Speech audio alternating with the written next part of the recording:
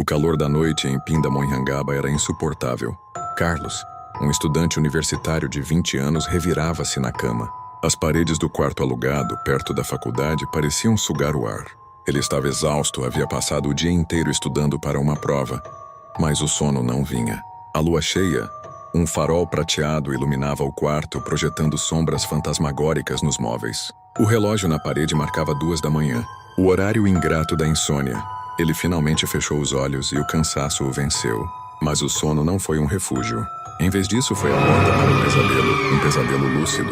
Ele sentiu uma pressão esmagadora sobre o peito, como se um peso imenso estivesse esmagando-o. O ar, que já era rarefeito, tornou-se impossível de ser respirado. Ele abriu os olhos e o terror o paralisou. Uma criatura horripilante estava sobre seu peito. Era a pisadeira, a lenda que sua avó contava para assustá-lo quando criança. Mas ali, na escuridão do seu quarto, não era uma lenda. Era uma realidade. A criatura era uma velha magra e esquelética, com os cabelos longos e sujos e as unhas compridas e afiadas. Seus olhos, 2 buracos negros e vazios, brilhavam com uma maldade pura. A boca, uma fenda sem dentes, se abriu em um sorriso sinistro, revelando a língua comprida e escura. O cheiro de mofo e podridão era nauseante. Carlos tentou gritar, mas a voz não saiu. A pressão no peito o impedia de respirar. Ele tentou se mover, mas o corpo não obedecia. Ele estava preso em seu próprio corpo, testemunhando o seu próprio tormento. A pisadeira não fez nada. Ela apenas ficou lá sentada em seu peito com o sorriso sinistro fixo em seu rosto. Ela estava se alimentando, não de seu sangue ou de sua carne, mas de seu medo, de seu desespero. Ele se lembrou da lenda. A pisadeira ataca quem dorme de estômago cheio ou de barriga para cima, causando pesadelos e paralisia do sono. Mas o que sua avó não contou é que ela se alimentava do medo. O terror que ele sentia era o seu banquete. O pesadelo durou o que pareceu uma eternidade. A criatura riu, um som gutural e seco que ecoou em sua mente. Você tem medo?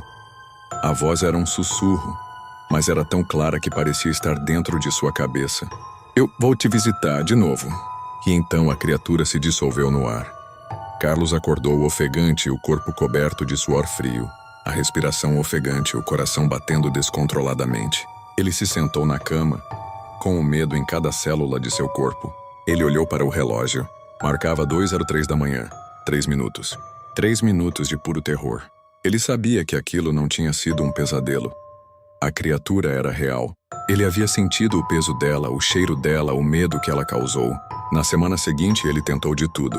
Dormiu de lado com o estômago vazio. Mas a criatura voltou. O pesadelo da paralisia do sono se repetiu. E a pisadeira estava lá, rindo, se alimentando de seu medo. Ele não podia contar para ninguém, pois ninguém acreditaria. Ele estava sozinho em seu tormento. O sono que antes era um refúgio se tornou o seu maior medo. Ele se tornou um prisioneiro em sua própria mente, em seu próprio corpo. O tormento continuou por meses. Carlos perdeu peso. Sua pele ficou pálida e seus olhos tinham olheiras profundas. O medo se tornou seu companheiro constante. A pisadeira vinha todas as noites no mesmo horário e o torturava com a sua presença. O que ela queria, ele não sabia. Ele só sabia que ela o estava consumindo, o estava drenando de sua vitalidade. Em uma noite, ele não aguentou mais. Ele se sentou na cama e esperou. Esperou a criatura e quando ela veio, ele não gritou. Ele a encarou com os olhos cheios de ódio e fúria. A pisadeira, que estava acostumada com o terror, parecia surpresa. Você não está com medo? A voz em sua mente parecia mais fraca. Eu não tenho mais medo de você, Carlos respondeu em sua mente. Eu não vou ser o seu alimento. E por um momento a criatura vacilou. A maldade em seus olhos foi substituída por uma sombra de medo. A pisadeira que se alimentava do medo estava com medo. Com um grito de fúria, ela se dissolveu no ar. Carlos acordou ofegante, o corpo coberto de suor frio. Mas o medo havia sumido. Ele se sentiu exausto, mas não vazio. A pisadeira não voltou naquela noite, nem na próxima. Ele havia vencido não com força, mas com coragem. O pesadelo não era mais uma armadilha. Era uma batalha que ele tinha que vencer. E ele havia vencido. Mas a vitória veio com uma cicatriz. Ele sabia que em algum lugar a criatura ainda existia. E ele sabia que em algum momento ela voltaria. E a próxima vez ele estaria pronto para a luta. O vento gelado de cruzeiro soprava, carregando o cheiro de terra molhada. Para Mário, O velho caseiro da escola mais antiga da cidade, aquele cheiro era familiar. Um perfume de rotina. Um homem de mãos calejadas e poucas palavras. Ele vivia para o ritmo calmo de seu trabalho. Conhecia cada tijolo daquela construção imponente. Cada mancha de giz no chão. Cada rangido da madeira no telhado. Para ele, a escola não era apenas um emprego, mas uma companheira silenciosa, guardiã de segredos que o tempo havia acumulado. A paz, no entanto, estava prestes a ser perturbada. O prefeito, em um gesto de modernidade, havia aprovado a construção de uma quadra poliesportiva nos fundos do terreno. A área, esquecida e coberta por mato alto há décadas, se tornaria o novo centro de lazer para os estudantes. Mário, com sua enxada e a velha carranca de sempre, foi encarregado de limpar o local. Enquanto arrancava as raízes teimosas e jogava pedras de lado, sua enxada bateu em algo duro, com um som oco e metálico. Não era uma rocha, era uma caixa de madeira escura, selada com um cadeado antigo e coberta por terra e musgo. A curiosidade de Mário, adormecida por anos de rotina, despertou. Ele buscou um alicate em sua mochila e, com um estalo alto, o cadeado se partiu. Dentro não havia tesouro, mas algo muito mais valioso e perigoso. Um diário de couro com páginas amareladas e uma foto. A foto mostrava um grupo de funcionários da escola, todos sorrindo de forma estranha. Os rostos, no entanto, estavam borrados, como se o tempo os tivesse apagado, ou algo mais sinistro os tivesse manchado. Mário, com o diário nas mãos, sentou-se na grama úmida. O texto, escrito em uma caligrafia elegante e precisa, era assinado por Arnaldo, o diretor da escola, de mais de 70 anos atrás. As primeiras páginas eram sobre a escola, sua história, seus alunos. Mas de repente a narrativa mudava. O diretor Arnaldo, obcecado por uma ideia de perfeição acadêmica, descrevia em detalhes um projeto secreto que ele havia iniciado com seus funcionários. Ele falava de uma experiência com eles, um método que envolvia a privação de sono e rituais que, segundo ele, aumentariam o foco e a produtividade. As palavras dele pareciam as de um louco. A mente humana é como um motor. Para que atinja sua velocidade máxima, é preciso remover o freio, o descanso. O corpo é um obstáculo que deve ser superado. O que se seguia era uma descrição arrepiante. O diretor Arnaldo notava a deterioração da saúde de seus funcionários. Ele observou sem remorso como seus olhos se tornavam injetados de sangue, como suas peles se tornavam pálidas e a vitalidade dele se esvaía. As palavras no diário se tornavam mais frenéticas e desesperadas. Eles estão desistindo. O experimento não pode falhar. A perfeição exige sacrifícios. Ele se referia a eles como os sacrifícios, suas vítimas de um experimento desumano. Mário, ao ler aquilo, sentiu um nó na garganta. Ele entendeu. A foto não estava borrada pelo tempo. Os rostos daqueles homens e mulheres já sem vida foram desfigurados pela crueldade do diretor Arnaldo. A escola não era um lugar de aprendizado, mas um laboratório de tortura. Na última página, o diário terminava com uma confissão aterrorizante. O projeto foi um sucesso. A escola alcançou a perfeição. Eles pagaram o preço. Os corpos estão aqui embaixo. A quadra será o túmulo de nossa vergonha. Mário largou o diário no chão como se fosse um objeto amaldiçoado. O silêncio do lugar parecia gritar com a verdade. A escola, tão calma e pacífica, escondia um cemitério. Os ossos dos funcionários, as vítimas de um lunático, estavam ali, debaixo do local onde a quadra seria construída.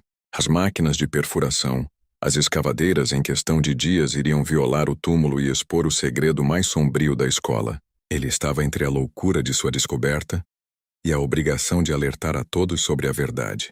Mas quem acreditaria em um caseiro? A verdade seria vista como uma invenção de um velho louco, e a reforma seguiria em frente, desenterrando o passado sangrento. Mário pegou o diário, sabendo que tinha um peso em suas mãos. Ele precisava tomar uma decisão, mas a sombra do passado que se erguia do chão daquele terreno parecia tão real quanto a enxada em suas mãos. O ano era 1950. As ruas de Taubaté estavam em constante movimento, mas para Manuel, a vida parecia um relógio parado. Homem de ambição e suor, ele trabalhava de sol a sol na roça, mas o dinheiro que ganhava mal cobria as despesas. Seu sonho era ter uma vida de fartura, sem a preocupação com o amanhã. O que mais o afligia era a espera. A espera da colheita, a espera do pagamento, à espera de uma sorte que nunca vinha. Em uma noite escura com a lua escondida atrás das nuvens, Manuel, impulsionado por um desespero silencioso, caminhou até uma encruzilhada isolada na zona rural. Lendas diziam que aquele era um local de sorte, onde os ventos da sorte podiam ser encontrados. Mas para Manuel, o que ele encontrou foi um redemoinho de folhas secas e uma pequena fumaça subindo de um cachimbo. Ali estava o Saci. A criatura, com seu gorro vermelho e sorriso malicioso, olhou para Manuel com um brilho nos olhos. O Saci se apresentou e, com sua voz rouca, perguntou ao homem o que ele tanto desejava. Manuel, sem hesitar, respondeu que queria ser rico. O Saci então riu de uma forma que ecoou pela noite e ofereceu um acordo. Eu posso te dar tudo o que você quiser. A riqueza que você sonha, disse o Saci. E em troca você só precisa me dar algo que você não usa. Algo que só te atrapalha a sua paciência. Manuel, que sempre se viu como um homem impaciente, pensou que aquele era o melhor acordo que ele já havia feito. A paciência para ele era um fardo, algo que o impedia de alcançar seus sonhos. Ele aceitou, e com um aperto de mão o Saci desapareceu no ar. No chão, no lugar do Saci, havia um saco de estopa com o símbolo do dólar, cheio de dinheiro e moedas de ouro. Manuel, com os olhos brilhando, pegou o saco e correu para casa. No dia seguinte, Manuel estava no banco, com o saco de dinheiro. O gerente, um homem calmo e paciente, começou a contar o dinheiro. Mas a paciência de Manuel estava se esgotando. Ele batia o pé e suava frio. O gerente, ao perceber que algo estava errado, olhou para Manuel com preocupação. A paciência de Manuel havia desaparecido. O que antes era uma característica do seu temperamento, agora era uma doença. Ele não conseguia mais esperar. A cada dia sua impaciência aumentava. Ele não conseguia mais esperar pelo café da manhã. Ele saía de casa antes mesmo da comida estar pronta. Ele não conseguia mais esperar por reuniões de negócios. Ele fechava acordos ruins apenas para acabar logo. Ele gastava o dinheiro em coisas inúteis, apenas para não ter que esperar para ter a próxima coisa que ele queria. A sua vida, que antes era de trabalho e de espera, se tornou um inferno. Ele perdeu o casamento, a amizade dos filhos e a sanidade. Sua impaciência, que ele achava que era um defeito, era na verdade o que o mantinha como os pés no chão. Sem ela, ele se tornou um homem sem controle. Um ser humano que vivia em um estado de constante agonia, sempre querendo algo, mas nunca conseguindo ter a calma para esperar por ele. Ele usou a fortuna que o Saci lhe deu, mas não a aproveitou. A cada centavo que ele gastava, ele sentia a falta do que havia dado em troca. A paciência que ele pensou que era inútil era a sua âncora, o que o mantinha no mundo real. O Saci não o enganou. Ele cumpriu sua parte do acordo. O dinheiro era real, mas a vida de Manuel não era. A sua riqueza se tornou a sua maldição. Ele estava preso a um estado de constante insatisfação, sempre correndo atrás de algo que ele nunca conseguiria ter, porque ele não conseguia esperar por isso. O chupa-cabras de Lavrinhas. Em Lavrinhas, no coração da zona rural, a escuridão da noite sempre fora uma velha conhecida de Ernesto. Aos 70 anos, e com a solidão de um viúvo que perdera sua amada há pouco, o silêncio da fazenda parecia mais profundo, mais pesado. Suas poucas criações, umas galinhas, algumas cabras, eram sua última companhia, seu elo com a vida. Mas um medo antigo, algo que ele pensava ter sido esquecido com os anos, começou a rastejar de volta. Os primeiros sinais foram sutis, perturbadores. Galinhas encontradas mortas com ferimentos estranhos, como se tivessem sido drenadas. Depois foi a vez de uma das cabras. Ernesto, com sua experiência de vida no campo, sabia que não era o ataque de uma onça ou de um cão. Os corpos estavam estranhamente intactos, sem dilacerações, apenas 2 pequenas perfurações e a ausência de sangue. Sussurros começaram a correr pelos poucos vizinhos. Histórias de uma criatura das lendas, um chupa-cabra. Ernesto tentou ignorar. Velhas tolices, ele resmungava para si mesmo. Mas um arrepio subia-lhe a espinha a cada amanhecer que revelava mais uma vítima. Decidiu que não podia mais fechar os olhos. Aquela noite, armou-se com sua velha espingarda e sentou-se na varanda, sob o manto pesado de estrelas, esperando.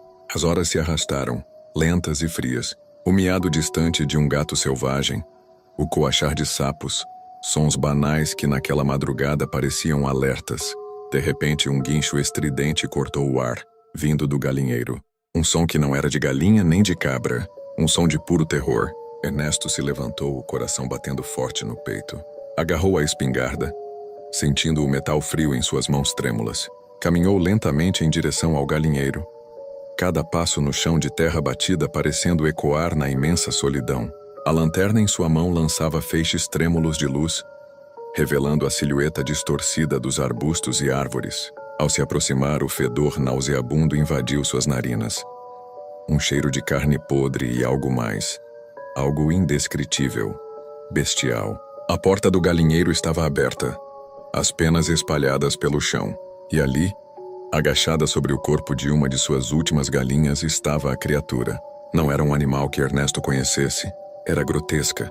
Um amálgama disforme de pesadelos. Tinha a pele acinzentada e enrugada, quase escamosa, com protuberâncias ósseas salientes nas costas e na cabeça. Seus olhos pequenos e vermelhos brilhavam com uma inteligência cruel na escuridão. As pernas traseiras eram longas e finas, e as dianteiras menores terminavam em garras afiadas que seguravam a galinha morta. E da boca, uma espécie de focinho alongado, protraíam-se duas longas presas afiadas como agulhas. Ernesto paralisou. O medo o gelou até os ossos, um medo primal que ele não sentia desde a infância. A criatura ergueu a cabeça e seus olhos vermelhos fixaram-se nele, como um predador que acaba de encontrar uma presa maior. O ar pareceu rarear. Em um lampejo de coragem nascida do desespero e da perda, Ernesto ergueu a espingarda. Se suas mãos tremiam, ele não percebeu. Apontou para o peito da criatura e puxou o gatilho. O estampido da arma rasgou o silêncio da noite. A criatura soltou um guincho agudo e sobrenatural. Um som que ecoou pelas colinas. Ela cambaleou para trás, largando a galinha, e desapareceu na escuridão da mata com uma velocidade surpreendente, deixando um rastro do cheiro pútrido. Ernesto caiu de joelhos ofegante, a espingarda pesando em suas mãos. Ele não sabia se a havia ferido, mas ela havia fugido. O sol, ainda longe de nascer, parecia um desejo distante. Ele passou o resto da madrugada ali, encolhido, o cheiro da criatura ainda em suas narinas, o som de seu guincho ainda em seus ouvidos. A partir daquela noite, Ernesto sabia que a solidão não era mais seu único fardo. Agora havia o medo constante, a sensação de que a criatura espreitava nas sombras, aguardando o momento certo para voltar. E em Lavrinhas, a lenda do chupa-cabra não era mais apenas uma história. Para Ernesto era uma realidade aterrorizante que dividia seu lar e suas noites. Uma semana havia se passado desde a noite em que Ernesto avistou a criatura grotesca em sua propriedade, mas para ele parecia uma eternidade de vigília e pavor. A decisão estava tomada. Ele não podia mais viver sob aquela sombra. Armou-se com sua velha espingarda, uma lanterna potente e a coragem forjada pela solidão e pelo desespero. A mata densa e úmida que cercava sua pequena propriedade em Lavrinhas, antes um refúgio de paz e trabalho, agora era o palco de sua caçada pessoal. Ele seguiu os rastros recentes que eram mais claros agora no chão úmido e barrento da floresta.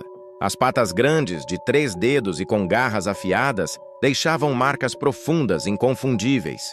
O cheiro nauseabundo de carne podre e algo indescritível, um odor selvagem e pútrido, levava Ernesto a um ponto mais denso da mata, onde a vegetação se fechava em uma espécie de abrigos naturais. Grandes rochas cobertas de musgo e samambaias penduradas formavam fendas escuras e o ar ficava mais frio, mais denso, um frio que gelava até os ossos. De repente, um gemido baixo, quase um lamento choroso, ecoou de uma fenda particularmente grande entre as rochas. Ernesto apertou a espingarda, sentindo o metal frio contra suas mãos envelhecidas. O cheiro pútrido era avassalador ali, queimando suas narinas. Com a lanterna em punho, ele iluminou o interior da fenda, e o que viu fez seu estômago revirar. Encolhida em uma pequena caverna improvisada, estava a criatura.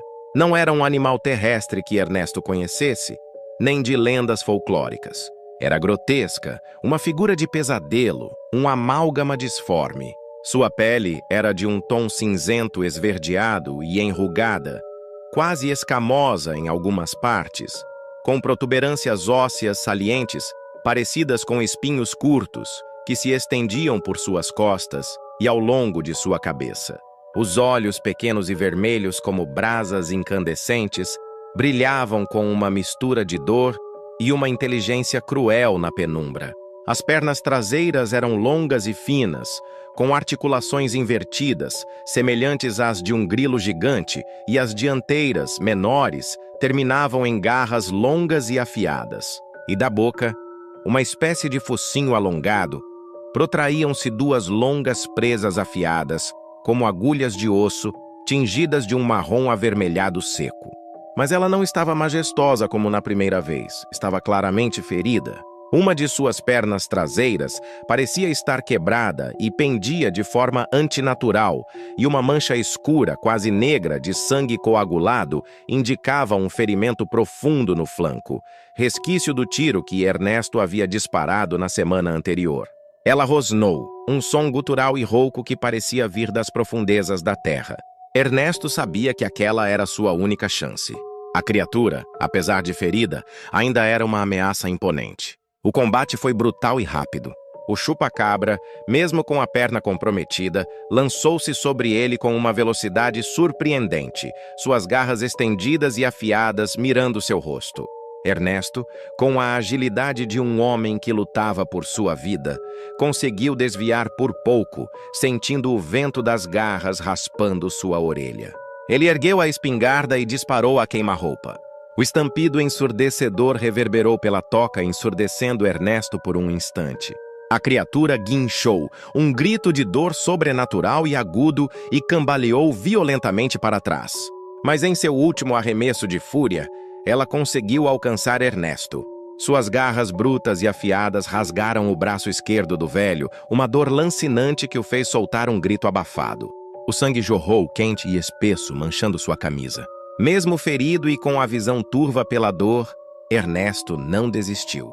Com o facão na mão direita, que ainda segurava firme, ele avançou sobre a criatura que se contorcia no chão. Com um golpe certeiro e desesperado, fincou a lâmina no pescoço do monstro, bem na junção de sua cabeça com o corpo deformado. Um último guincho agudo, um estertor assustador, e a criatura parou de se mover, seus olhos vermelhos fixos no vazio. O silêncio que se seguiu foi pesado, carregado de exaustão e alívio. Ernesto caiu de joelhos, ofegante, o braço sangrando profusamente. A dor era intensa, mas a visão da criatura morta, finalmente inerte e sem vida, era um bálsamo para sua alma atormentada. Ele havia conseguido, o pesadelo havia terminado. Com as últimas forças, Ernesto rasgou um pedaço de sua própria camisa e amarrou-o em seu braço ferido, tentando estancar o sangramento. O sol começava a se pôr no horizonte, filtrando-se em feixes pálidos através da densa copa das árvores. Pela primeira vez em muito tempo, a escuridão da noite não parecia tão ameaçadora. O cheiro pútrido da criatura ainda estava ali, mas misturado com o alívio da vitória, ele parecia menos opressor. Ernesto, o velho fazendeiro de Lavrinhas, havia enfrentado o terror mais profundo e saído vitorioso, mas a cicatriz em seu braço seria um lembrete eterno da noite em que caçou a fera.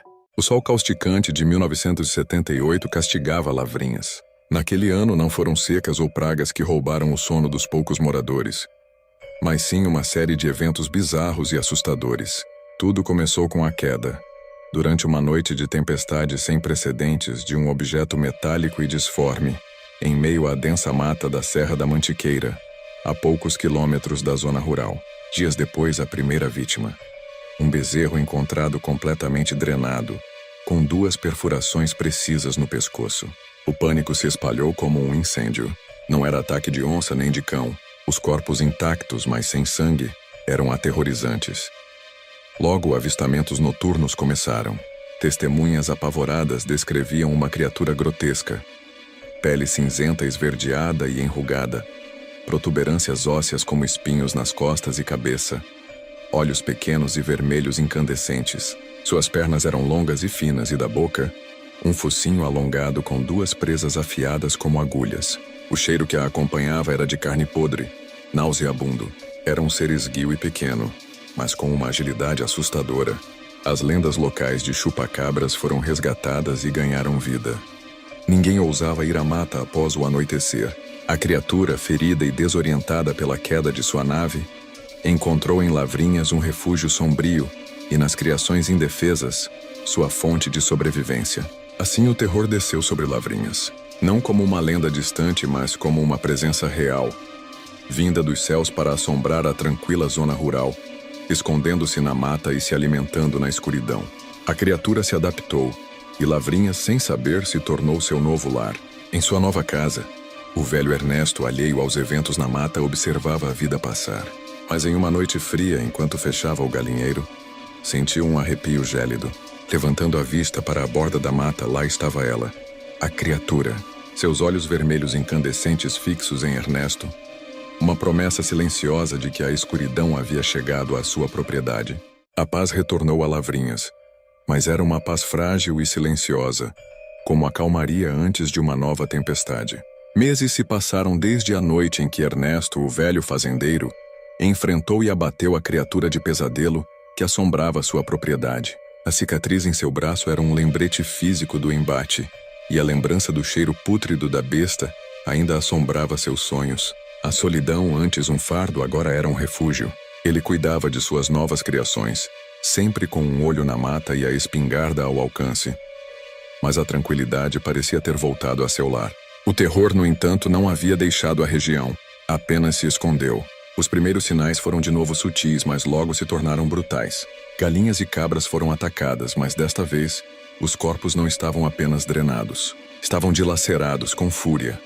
A matança era uma carnificina desnecessária e cruel. Não havia perfurações limpas. Apenas o horror de uma ferocidade cega. A nova criatura era maior, mais forte, e seu ataque era um ato de pura violência, não de mera subsistência. O medo que Ernesto pensava ter superado voltou com uma intensidade arrepiante. O velho fazendeiro sabia que não era a mesma criatura. O que quer que estivesse espreitando nas sombras agora era diferente, mais feroz, mais perigoso. Os sussurros de um novo pesadelo ecoavam novamente pelas colinas. Mas, para Ernesto, não eram apenas rumores. Eram uma afronta. Sua vitória na noite anterior parecia um mero prelúdio, e o destino o impelia a uma nova caçada. Ernesto, sentindo o peso dos anos e da nova ameaça, limpou mais uma vez sua velha espingarda. Seus olhos, endurecidos pela dor e pela vida, fixaram-se na escuridão da mata. Ele não podia mais fugir, não podia ignorar. Havia um monstro lá fora, e ele era o único que sabia o que era necessário para pará-lo. O caçador de monstros de Lavrinhas se levantou novamente, pronto para uma batalha que seria ainda mais difícil e sombria que a primeira. A noite caiu sobre Lavrinhas, e o velho Ernesto, munido de sua espingarda, um facão e uma lata de querosene, adentrou a mata densa. Desta vez sua estratégia seria diferente. Ele sabia que a criatura era mais astuta e feroz. Arrancando uma cabra de seu rebanho, ele a amarrou a uma árvore e se escondeu em meio à vegetação, esperando. O tempo parecia parar. O único som era o balido assustado da cabra e o coração de Ernesto batendo no peito. De repente, um farfalhar de folhas mais alto e mais próximo do que o normal. O cheiro pútrido voltou, e com ele, uma figura emergiu das sombras. A criatura era imponente. Tinha o corpo forte e robusto, com espinhos escuros e rígidos nas costas que pareciam lâminas. Sua pele, de um tom cinza acinzentado, era grossa e coberta de cicatrizes. Sua cabeça era grande, com uma boca cheia de dentes enormes e presas afiadas que se projetavam para fora. Os olhos pequenos e vermelhos brilhavam com uma maldade pura. Ao ver a cabra indefesa, a criatura soltou um rugido baixo e avançou. Ernesto não hesitou. Antes que a fera pudesse alcançar o animal, ele mirou e disparou sua espingarda. O estampido ecoou pela mata. A bala atingiu a criatura no ombro, mas ela, mesmo ferida, não caiu. Com um guincho de dor e fúria, ela se lançou contra o esconderijo de Ernesto, que foi jogado para longe pelo impacto. O velho fazendeiro caiu com força, sentindo uma dor aguda nas costas. Ele se levantou ofegante, com o sangue escorrendo do ferimento. Mas a criatura não estava morta e ele sabia disso. Ele pegou a lata de querosene, a abriu e a jogou contra a criatura. O líquido se espalhou pelo corpo da besta. Com um último tiro certeiro, Ernesto atingiu a criatura e a faísca da bala ateou fogo nela. O inferno se instalou na mata. A criatura, envolta em chamas, guinchou de dor e se debateu. Um espetáculo macabro de terror e agonia. O velho fazendeiro, ferido e exausto, assistiu a criatura morrer. O cheiro de carne queimada e querosene tomou conta da floresta. Ernesto, ferido, mas com a cabra a salvo, caminhou de volta para sua casa. O sangue em suas costas, a dor e a fumaça de querosene se misturavam na sua mente. Ele havia se provado novamente, enfrentando e vencendo a escuridão. O caçador de monstros de Lavrinhas havia triunfado, e o terror finalmente havia sido aniquilado.